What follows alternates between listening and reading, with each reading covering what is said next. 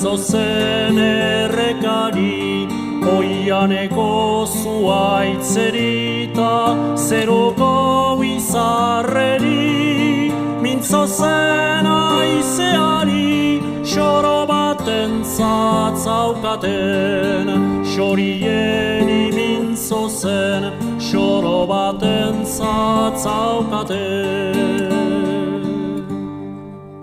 Ezakien irakurtzen gizonen liburutan, baina ongi bazakien zeruko seinaletan, ta jende